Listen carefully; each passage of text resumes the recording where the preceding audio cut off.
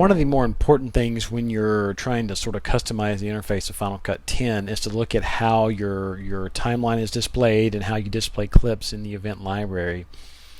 This sort of default setup is usually to the thumbnail view, and in this particular event here I have the thumbnail view showing all, and what that means is you've got like a little duration slider that you can slide back and forth that sort of changes how many seconds you're seeing per film strip view.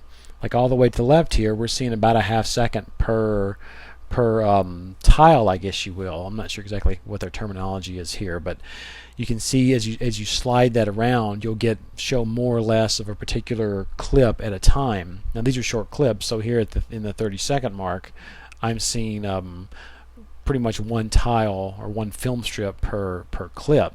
I've kind of been leaving it all the way to the right on all, and that way I'm able to see more clips as opposed to less at any given time.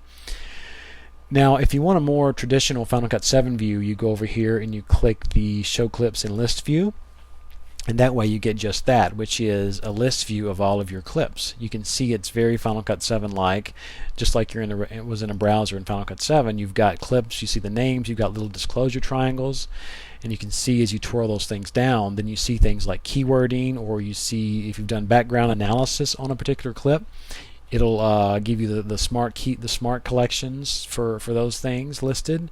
You can see like rejected clips. You can, if you've got a marker on any clips, you can actually see the markers and the marker names in there as well. And as I toggle up, you can see the film strip appear reflecting as I toggle the clips. There's a marker right there, so you can see that I marked it with a hand right there. You can actually change the size of this film strip up here, which is nice. So if say you're working in the timeline, you can at least almost have what would be the viewer in Final Cut. If I jump back down here to the timeline, you can see that frame stays in the event library up there. So it's not the same as the viewer, but it's at least something that's kind of almost like the viewer. Now another plus here is that you get the ability to choose different columns for the in this particular event library, so you can see all the different metadata things you can choose for the columns. You can turn them on and off. You cannot save custom column layouts like you could in Final Cut 7, which I kind of miss, but at least we have some different metadata there. I mean, at least we can turn those things on and off, which I think is very important. Now, if you go down to the timeline, you have something similar as far as how you view stuff in the timeline. The bottom right-hand corner, you'll see a little pop-up down here to change the clip appearance. I've got it right now showing me only just the smallest view of the clips in the timeline. If I go all the way over to the left, you'll see the timeline change to an audio-only waveform view. Then as I click these guys to the right, you'll see that the thumbnail film strips get bigger and bigger. So there's just some different ways in which you can actually view the clips in the timeline. You can drag the clip height slider and make those things bigger or smaller. This comes in real handy if you're doing the audio only view there, because then you can really make the waveforms nice and meaty. Now one thing you can't do, since the new timeline in Final Cut 10 doesn't have tracks, you can't resize individual sort of clips or tracks or whatever you want to call them separate from others. So it's pretty much dependent on how you have the clip height slider set.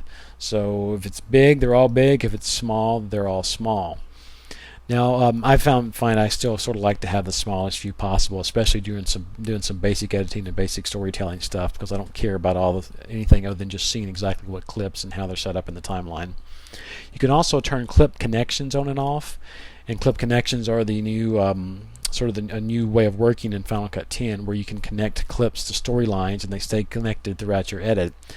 I'm not sure why you might want to turn those things off, and I have pretty much left them on since clip connections is one of the new big things in Final Cut Pro 10, so I've left them on. And then down here you've got another slider just to let you zoom in and out of the timeline. Like in Final Cut 10, Shift C returns it back to a full view of the timeline.